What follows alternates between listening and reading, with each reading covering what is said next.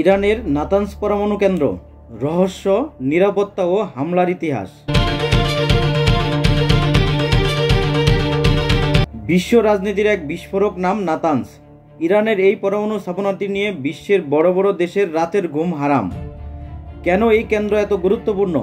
কেন এটি হামলার টার্গেট হয় বারবার? আজ আমরা জানব নাতানজ পরমাণু কেন্দ্রের গোপন ইতিহাস, আন্তর্জাতিক চক্রান্ত এবং আধুনিক পৃথিবীর পারমাণবিক উত্তেজনার পেছনের গল্প। পরিচিতি ও অবস্থান।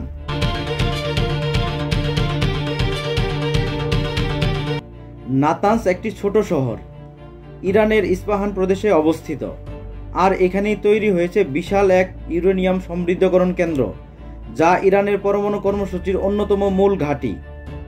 এই কেন্দ্রটি আন্ডারগ্রাউন্ডে পাহাড়ের নিচে তৈরি, যার ফলে এটি বিমান হামলায় ধ্বংস করা কঠিন। প্রায় 1 লক্ষ বর্গমিটার জায়গা জুড়ে থাকা এই স্থাপনায় রয়েছে শত শত সেন্ট্রিফিউজ, যার মাধ্যমে ইউরেনিয়াম সমৃদ্ধ করে বোমা বা জ্বালানিতে রূপান্তর সম্ভব। বিতর্ক ও আন্তর্জাতিক উদ্বেগ।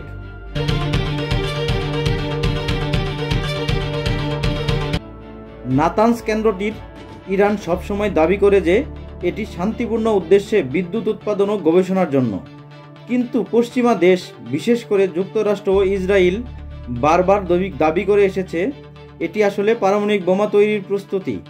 এই কারণে 2015 সালে স্বাক্ষরিত হয় joint comprehensive plan of action, যেখানে ইরান ইউরেনিয়াম সমৃদ্ধকরণের সীমা আরোপ করে।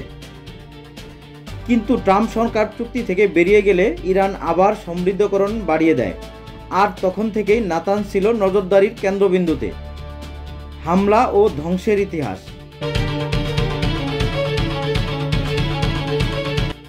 নাতানজের ইতিহাসে সবচেয়ে আলোচিত ঘটনা টাক্সনেট ভাইরাস আক্রমণ। 2009-10 সালের দিকে এই সাইবার ভাইরাস, যা বলা হয় যুক্তরাষ্ট্র ও ইসরায়েলের তৈরি নাতানজের সেন্ট্রিফিউজগুলো নষ্ট করে দেয়। এটি ছিল ইতিহাসের প্রথম সাইবার অস্ত্র প্রয়োগ। এরপর 2020 সালে ভয়াবহ বিস্ফোরণ ঘটে নাতানজে, যা ইরান নাশকতা বলেই উল্লেখ করে। 2021 সালে আবার এটি বড় ধরনের হামলা হয়, যেখানে বিদ্যুৎ সংযোগ কেটে যায় এবং বহু আধুনিক সেন্ট্রিফিউজ ধ্বংস হয়। ইসরায়েল এই ঘটনার পেছনে ছিল বলে ধারণা করা হয়, যদিও তারা সরাসরি দায় স্বীকার করেনি। বর্তমান পরিস্থিতি ও ভবিষ্যৎ।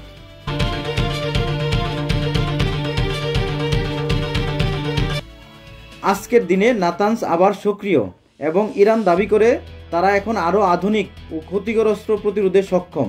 তবে পশ্চিমা বিশ্ব এখনও শঙ্কায়, যদি ইরান সত্যিই পারমাণবিক বোমার দিকে এগোয়, নাতানজ এখন কেবল একটি পরমাণু কেন্দ্র নয়, এটি হয়ে উঠেছে রাজনৈতিক প্রতিরোধ, প্রযুক্তির লড়াই এবং গোয়েন্দা যুদ্ধের মঞ্চ।